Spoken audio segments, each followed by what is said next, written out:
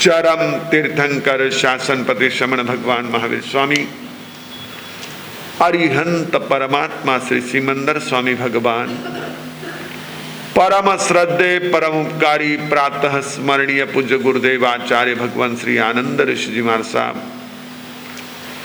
वर्तमान आचार्य सम्राट आत्मज्ञानी सदगुरुदेव परम श्रद्धे परम वंदनीय डॉक्टर श्री शिवमुनि जी महाराज साहब आदि समस्त ऊर्जा पुरुषों महापुरुषों पूज्य वरों के पावन स्मरण चरण को वंदन नमन। या विराजे स्नेही सहयोगी संत वृंद, धर्म प्रेमी बंधुओं, माता बहनों, जिनके वचन, जिनके सिद्धांत, जिनकी साधना, जिनके संदेश, जिनकी भक्ति, जिनकी उपासना, जिनका स्तवन, जिनका गुणगान आप और हमारे जीवन को पवित्र बनाने वाले हैं, निर्दोष निर्मल अति शुद्ध बनाने वाले हैं, ऐसे परमपिता परमात्मा तीर्थंकर प्रभु महावीर तथा उनकी देशना जिनवाणी के प्रति आप सभी के भीतर में रही आस्था का हार्दिक अभिनंदन। क्रोध मान तथैव माया लोभ का संहार करे, आत्मदोषों का वमन कर बन गए अरिहंत वर, वीर दिव्य महर्षि थे जग में उजाला कर दिया, पाप कृत न किया न करवाया न अनुमोदन किया। अरिहंत परमात्मा जिन्होंने चार घाती कर्मों को नाश कर दिया, और वे अरिहंत परमात्मा जिनके तीर्थंकर नाम कर्म के उदय से जो देशना संपूर्ण मानव जाति को, प्राणी जगत को मिली, लाखों भव्यों को जिसने अपने जीवन को दोष रहित बनाने का ऐसा मार्ग दिया, उन प्रभु महावीर की स्तुति करते हुए, उन महावीर प्रभु के गुणग्राम करते हुए, उनके गुणों की चर्चा करते हुए जिज्ञासुओं को जम्बू स्वामी के माध्यम से सुधर्मा स्वामी ये बता रहे हैं कि कैसे थे प्रभु। कोहम च मानम च दहे गुमायम लोभम च उत्तम दोष, अध्यात्म दोष, क्रोध मान माया लोभ हमारे शब्द परिचित है, मैं इसकी चर्चा अवसर रहा तो करूंगा ही। अभी हम सिर्फ चर्चा पहले करें अध्यात्म दोष का। दोष क्या होता है पता है? दोष किसे कहते हैं? देखो, ये शब्द हमारे परिचित है, हमको दोष कहते ही दिमाग में कई चीजें क्लिक होती, पर क्या, व्हाट मीन्स दोष? गलती, दोष यानी गलती। हाँ जी, गलती के लिए स्खलना शब्द है। जो हमारी गलती होती है उसके लिए आगम में, हमारे संस्कृत प्राकृत ग्रंथों में स्खलना शब्द है, खलियम, क्योंकि गलना, गलती यानी कि ये हो जाना। अच्छा, गलती तो फिर वो व्यक्ति की होती है, दोष तो किसी में भी हो सकता है ना। आप अगर एकाध वस्तु खरीदते हैं वो भी दोष युक्त हो सकती है।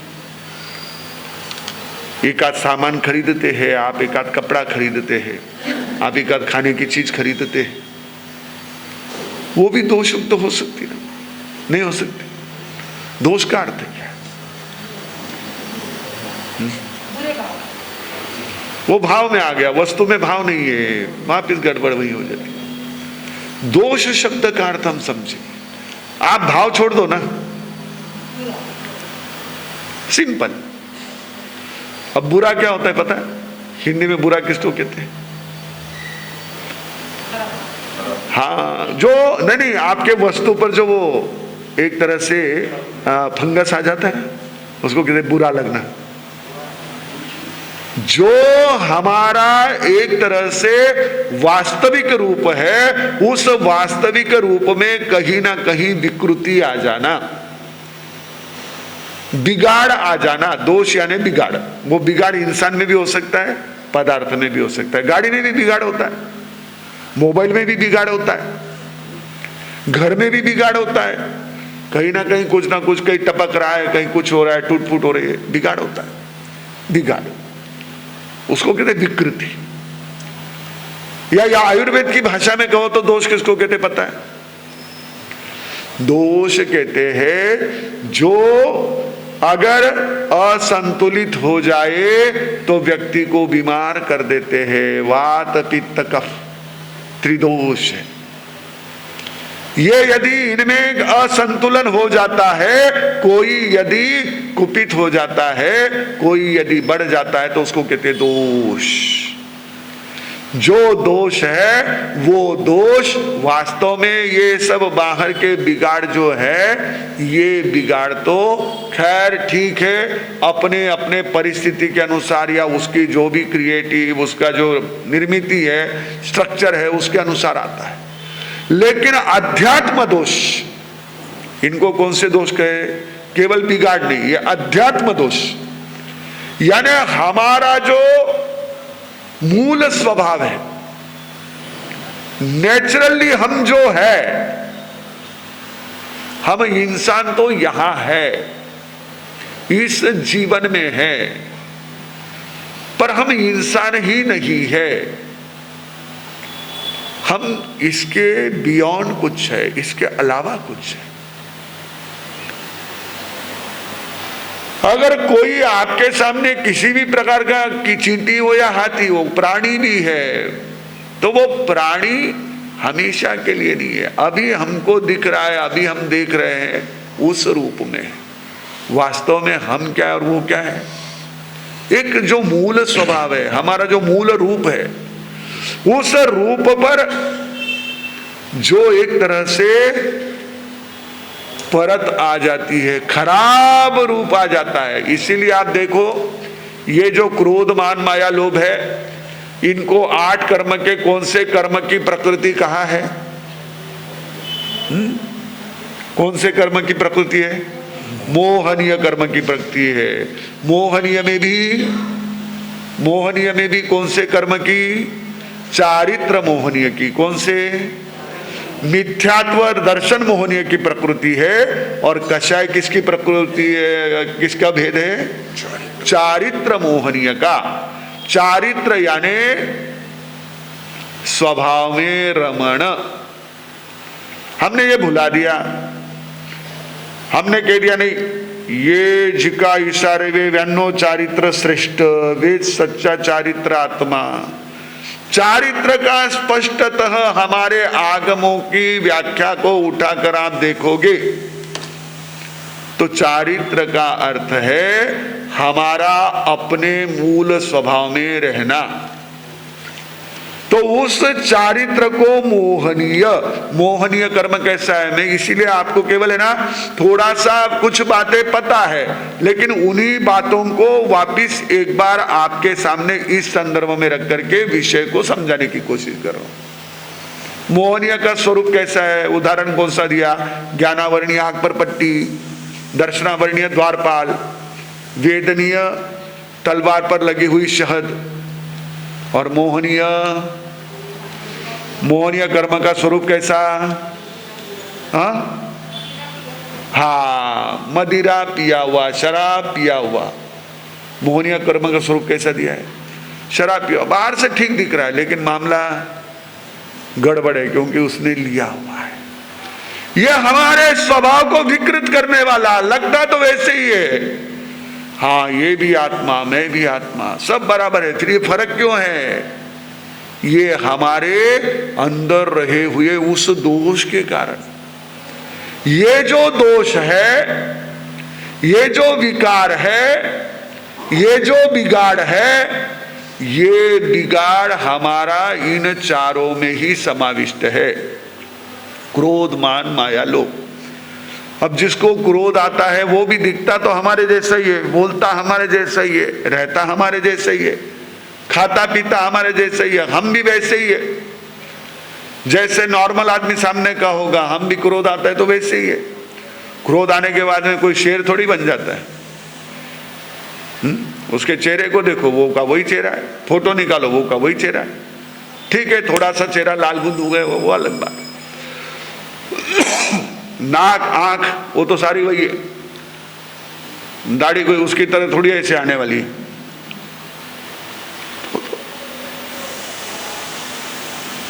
तो ये जो दोष है, क्रोध, मान, माया, लोभ, ये हमारे स्वरूप को विकृत करने वाले। हमारा जो आनंदमय स्वभाव है, आनंद में रहने का स्वभाव है, हमारा जो ज्ञानमय स्वरूप है, उसको विकृत करने वाले। हमको उसी में आनंद आता है। क्रोध में क्या हालत होती है? गाली अंगार क्रोध छाल, निंदा धुआं होए। बहुत सुंदर बात है, समझने जैसी है।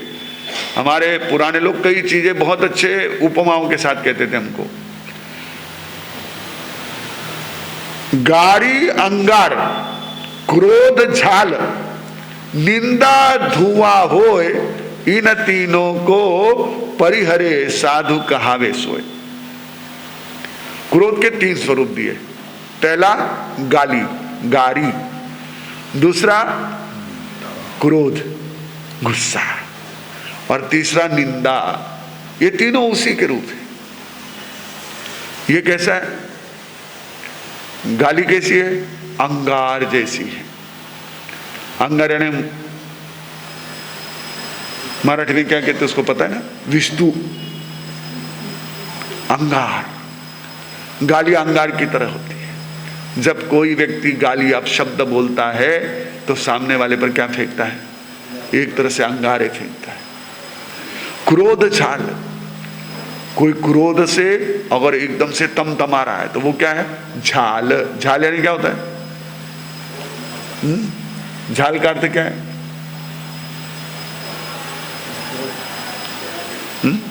कभी आप अगर बड़े ये हो रही होगी, रसोई हो रही होगी, भट्टी चल रही होगी, तो उस भट्टी के वहां जाकर के देखो, अगर आप वहां से 2 फीट दूरी पर भी रहते, ऐसी गरम गरम हवा आती है, झाड़ा झाड़ा है ना, तो क्रोध झाल है। वो वहां रहने वाले को भी महसूस होता है कि मामला कुछ तो भी गड़बड़ है। और निंदा धुआं हो, जैसे धुआं सफोकेशन कर देता है, धुएं के कारण से घुटन हो जाती, वैसे निंदा है। ये हमारे अंदर घुटन पैदा करती है, कुंठा पैदा करती है। निंदा लगती अच्छी है लेकिन धुआं है वो। आपको एक साइंटिफिक ऐसा ये मालूम होगा कि ठंडी में कभी भी अंगीठी जलाकर, कोयले की अंगीठी जला करके बंद कमरे में नहीं सोना चाहिए। साइंस कहता है, मेडिकल साइंस भी कहता है, और यह अनुभव से पता है कि कोयले की अंगीठी जला करके, शेगड़ी, अंगीठी है ना शेगड़ी। अब वो अंगीठी क्या है कि काफी हिंदी शब्द है, हमारे शब्द घनिष्ठ, कभी कभी एकदम मराठी बोल दो, कभी हिंदी बोल दो, कोई समझ नहीं कहीं क्यों को, तो थोड़ा कहीं कहीं जहां ध्यान आ जाता है वहां मैं थोड़ा उसको ट्रांसलेट करने की कोशिश करता हूं। तो वो जो कोयले की अंगीठी होती है, कोयले की शेगड़ी होती है, कोळसा, उस कोयले की अंगीठी को जलाकर ठंडी के दिनों में ताप करके रात को खिड़की दरवाजे बंद करके नहीं सोना चाहिए, क्योंकि उसमें से क्या निकलता है? कार्बन डाइऑक्साइड निकलता है। उससे दम घुट करके आदमी के प्राणों को भी खतरा हो सकता है। ये धुआं, ये दोष है। ये दोष हर संसारी प्राणी में पाया जाता है।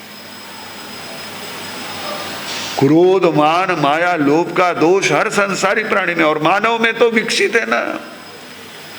जैसे अभी संसार के 203 देशों में विकसित देश है, वैसे हमारे इतने 84 लाख जीव योनि में सबसे विकसित प्राणी, हाँ, तो इसके पास में सब हाई वोल्टेज वाला काम है, पूरा एकदम से हाई एंड वाली चीजें इसके पास सारी।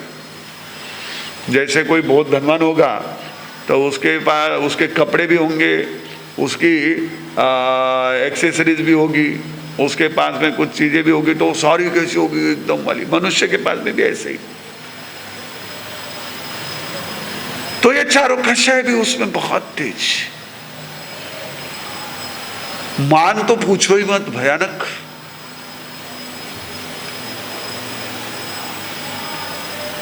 ये तो हमारे मनुष्य का आगमों में वर्णन आता है कि सबसे ज्यादा पाया जाने वाला ऐसा कषाय, मनुष्य गति में सबसे ज्यादा पाई जाने वाली कषाय मान है। मैं बकरा कहे। बकरा क्या करता है? मैं आवाज करता है। मैं बकरा कहे, नित उठ गला कटाए। मैना कहे, नित उठ मेवा खाए। बकरा मैं करता है, हालत क्या होती है उसकी? और मैना हम उसको मैना कहते, तो वो तो क्या करती है? मेवा खाती है, वो तो फल खाती है। लेकिन ये समझ में आता है। एक बड़ी सुंदर बात हमने आचार्य जी के साथ थे, तो एक भाई आए थे कभी, उन्होंने बताई थी कि ये जो बकरा मैं करते रहता है, अब जो एक तरह से नॉनवेज वाले लोग हैं तो वो क्या करते, बकरे को काट देते। अच्छा, वो ऐसे होते हैं, क्रूर होते हैं कसाई, उसका पूरा शरीर का एक एक पार्ट अलग कर देते। उसके आंतों को भी निकाला जाता है। किसको? आंतों को। जैसे इंटेस्टाइन होते ना हमारे, तो बकरे की जो आंतें निकाली जाती है ना, कहते वो आंतें, ये जो बुनकर हुआ करते थे पहले, पिंजारी आपके वहां होते थे ना। पिंजारी किसको कहते थे? हाँ, कपास को जो पीनते थे, उनकी जो वो साथ में वहां ये रहती थी ना, उसकी जो स्ट्रिंग बनती थी, जिससे वो कपास को धुनते थे, वो धुनाई करते थे, उसकी जो स्ट्रिंग बनती थी, स्ट्रिंग तो समझते हैं, जो डोरी या रस्सी, जो स्ट्रिंग बनती थी तार, वो किसकी बनती है? बकरे के इंटेस्टाइन की बनती है, क्योंकि वो मजबूत होती है, डोरी से ज्यादा मजबूत। नहीं तो वो तो ऐसे तार को, डोरी को तार से होगा नहीं, और डोरी को करे तो टूट जाएगी, तो वो उससे करता है। अब वो वहां आवाज क्या थी, कभी सुना आपने? हम तो छोटे थे तो सुना करते थे। हम लोगों को ये ऐसे ना, कहीं कुछ चल रहा है तो खड़े रह जाते देखने के लिए, हमको कोई रोकने वाला तो था नहीं, और मोबाइल तो था नहीं हमारे पास में। अब तो यूट्यूब पर देखने वाले आप हो गए। हमारे बच्चे रील देखते, हम तो ये ऐसे लाइव रील देखते थे हम लोग। तो वो जो है ना, वो ऐसा मोटा, जैसे आजकल वो आपके डम्बेल्स होते ना जिम वाले, वैसा अपना डम्बेल होता था, और उसे धुनते थे। तो धुनने की आवाज कैसी होती थी ब्रेन में? तन तन तन तन तन तन तुना तुना तुना तुना तुना तुना तुना तुना तुना तुना तुना तुना तुना। उसकी आवाज क्या होती थी? तूना तूना तूना। अब बोले तो अब जाकर के इतना तेरी हालत खराब हो गई, अब तूना तूना करता है, पहले करता तो मरता ही नहीं। पहले मैं करता रहा तो तेरी इतनी हालत खराब हो गई, अब आकर के बोलते तूना तूना तूना तूना तूना तूना तू अब तू करता है। पहले तू करता तो मैंने करके तेरे की हालत खराब नहीं होती। पर इंसान समझता नहीं है, मैं हर जगह अपने स्वयं की इतनी ज्यादा अहंकार की उसकी एक तरह से भूख होती है। उस अहंकार की भूख में न मात्र अपने जीवन को, न मात्र अपने परिवार को, लेकिन अपने समाज में भी कई प्रकार की ऐसी परेशानियों को पैदा करते हैं, केवल उस अहंकार के पीछे। ये दोष है, यह हमारे स्वभाव से विपरीत है, यह चारित्र मोहनीय है। फिर माया है, हर जगह छुपाना, अंदर कुछ बाहर कुछ।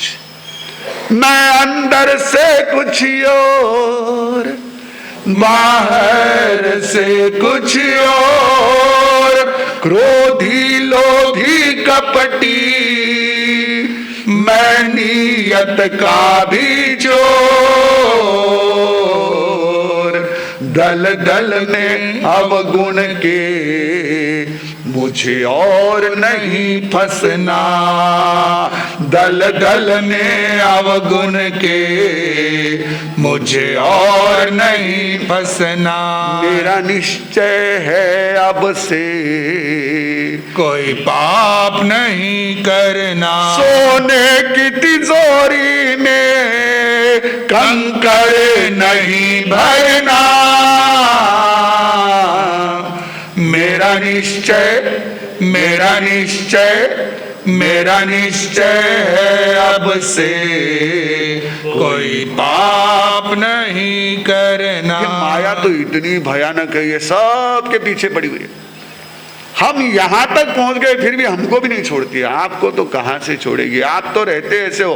बच्चों को बचपन से ही आप उनको बताते रहते हो, जैसे उनको समझ आती है उसके साथ देख, ध्यान रखजे, वह थारी बुआ जी की ना वह घनी आटने उठने करे, अजिबात सुद्धा उरा समोर काही करूच नाही, बताईच नको नाही। वा माशी इच्छितची वा थारी दादी नको, वा दादी अरे गणपती मारला अरे पड़ जाएगा, नको बताओ नको, ऐसे पहले से चुपा चुपा चुपा, कहीं ये देख न ले, कहीं वो देख न ले, इसको थोड़ा सा दूसरा बता दे, उसको थोड़ा बता दे। हम ऐसी माया में जीते, ये दोष है, क्योंकि बहुत तकलीफ होती है। सबसे ज्यादा अगर हमारे स्वास्थ्य को, हमारे मानसिक शांति को नुकसान पहुंचाने वाला कोई दोष है तो वो माया। एक बार क्रोध मान तो भी चल जाते, पर माया तो भयानक हमको अंदर से इतना सप्रेस कर देती है। विश्वास ही खत्म हो जाता है। जब विश्वास खत्म हो जाता है तो व्यक्ति की जीवन की आशा समाप्त हो जाती है। ये भी दोष है। और लोभ का तो कहना ही क्या है, वो तो हमारे यहां कहते हैं कि जैसे क्रोध का वासा कपाल में है, मान का वासा गर्दन में है, माया का वासा हृदय में है, लोभ का वासा रोम रोम में कहते हैं।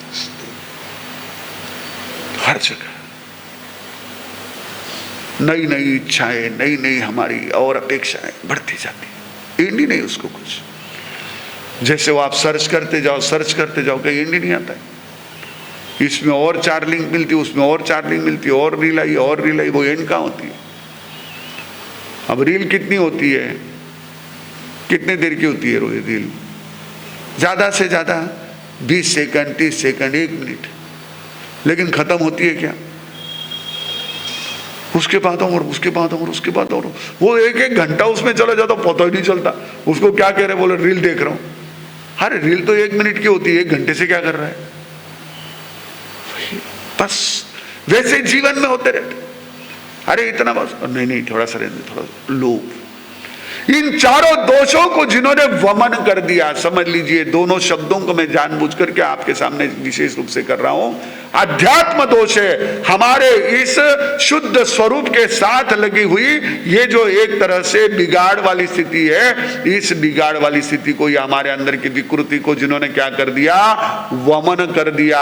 अगर स्वस्थ होना है तो कोई भी योगा का जानकार, आयुर्वेद का जानकार आपको सबसे पहले वमन कराता है। धोती होती है, शंख प्रक्षालन होता है, उससे पहले वमन, फिर विरेचन। उन्होंने वमन कर दिया। वमन का अर्थ ही है कि वापिस उधर जाना ही नहीं। अभी तो हम समझो ठीक है, अभी सुन ले, नहीं मार्शा घणो चोखो किया, मैंने तो आदरा दिन तो आजीवाद शुद्ध करूँ। अभी यहाँ तो हो गया, लेकिन वो आ जाते हैं हमारा सब तो बोलते हैं, व्याख्यान के समय थोड़े ऐसे गुस्सा आता है। इधर तो अभी ये ऐसे लोग हैं, इनको नहीं मैं डांटू ना तो ये काम ही नहीं चलने वाला, हम शुरू हो जाते। लेकिन भगवान तो ऐसे छोड़ दिया।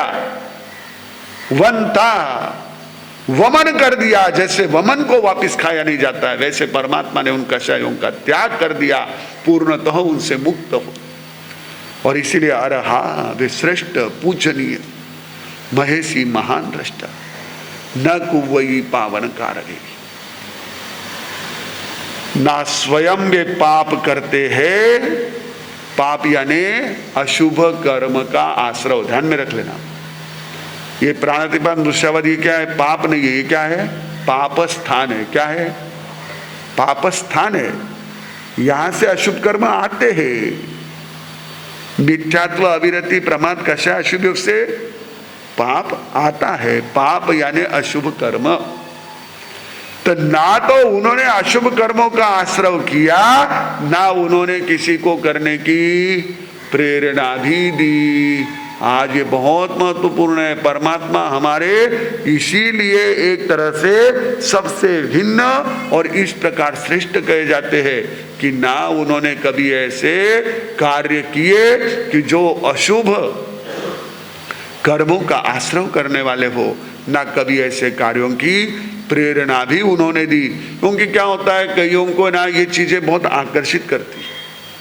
अभी एक थोड़ा सा ट्रेंड चल पड़ा है, जो चीजें हमारे यहाँ है ना मना है ना, उन चीजों के लिए कई बार हम लोग ही कहते नहीं नहीं, कोई फर्क नहीं पड़े, हीरा में चाले, हीरा में चाले। क्या चाले?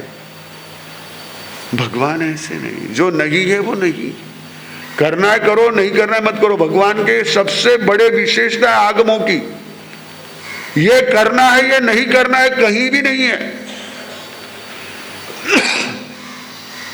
लेकिन उन्होंने बताया कि ये ठीक नहीं है, ये ठीक है। पर उन्होंने कभी प्रेरणा न दी कि तुम ये करो, ये करो। अब हम क्या होते हैं, नहीं नहीं कोई फर्क नहीं पड़े, गरज है करो, गरज है करो, गरज है करो। हम उसमें उलझ रहे। परमात्मा ऐसे ही थे ना, खुद उन्होंने कभी ऐसे काम किए कि जो हमारे कर्मों का बोझ बढ़ाए, और न कभी उन्होंने ऐसी प्रेरणा दी, और न कार्य का अर्थ है न कभी अनुमोदन किया, ऐसे कार्यों की प्रशंसा भी नहीं की। जब उन्होंने देखा कि जमाली जा रहे हैं,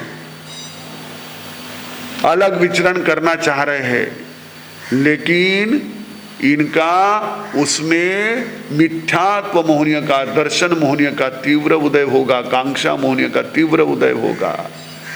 इसलिए उन्होंने 3 बार परमात्मा से आज्ञा मांगी, हे भंते आपकी आज्ञा हो तो मैं विचरण करूं। भगवान क्या करते? नो आढ़ाई नो परियाणाई। उन्होंने उनकी बात का कोई जवाब नहीं दिया। उन्होंने उनकी और उस बात के लिए जरा सा भी किसी तरह से प्रतिक्रिया नहीं की। तो यही हमारे परमात्मा की विशेषता, क्योंकि उनको पता था ये कांक्षा मोहनीय कर्म का उदय इनको भव भव में रुलाएगा, इनका भव भ्रमण बढ़ाएगा। इसलिए परमात्मा चुप रहे, मौन रहे। तो यह जो है हमारे उस तीर्थंकर परमात्मा प्रभु महावीर की ये जीवन की ऐसी गुण गाथा, गुण गौरव गाथा कि उन्होंने अपने उन आध्यात्म दोषों का वमन कर दिया, और न तो स्वयं पाप किया, न किसी से पाप करवाया, न किसी पाप करने वाले का अनुमोदन किया। ऐसे उस परमपिता परमात्मा तीर्थंकर प्रभु का स्तवन हमने आज यहाँ पर इस पुच्छी सुनम के 26 गाथा के संपूर्ण साधना के माध्यम से किया। जिस गाथा का प्रभाव, जिस गाथा का लाभ हमारे अनुभवी साधक जन कहते हैं कि कषाय शांत होते हैं, उस गाथा का पाठ हम सभी ने किया है। ये परमात्मा की भक्ति आप और हम सभी को अपने जीवन में इन सारे दोषों से हट करके अपने जीवन को अधिक से अधिक निर्मल पवित्र बनाने की शक्ति और हमारे भीतर में ऐसी एक प्रेरणा प्रदान करे। इन्हीं मंगल भावों के साथ नमो अरिहंताणम नमो सिद्धाणम नमो आर्याणम नमो धनम नमो लोये सबसाहणम। गुरुदेव की आज्ञा श्री चत्तारी मंगलम अरिहंता मंगलम सिद्धा मंगलम साफु मंगलम केवलिपन्नतो धमो मंगलम। चत्तारी लघुत्तमा अरिहंता लघुत्तमा सिद्धा लघुत्तमा साफु लघुत्तमा केवलिपन्नतो धमो लघुत्तमो। चतारी शरणम त्वभज्जानि अरिहंते शरणम त्वभज्जानि सिद्धे शरणम त्वभज्जानि साहु शरणम त्वभज्जानि केवलिपन्नतम धम्मम शरणम त्वभज्जानि। 4 मंगलिक 4 उत्तम 4 शरणा, दुख हरणा सुख करना, और शरण नहीं कोई जो भव्य प्राणी, आदरे तो अक्षय अमर। 2 तारीख को दशहरा के उपलक्ष्य में पारिवारिक जाप का आयोजन रखा गया है। ठीक 8:30 बजे पारिवारिक जाप का प्रारंभ रहेगा। अपने परिवार के साथ आपको जाप में उपस्थित रहना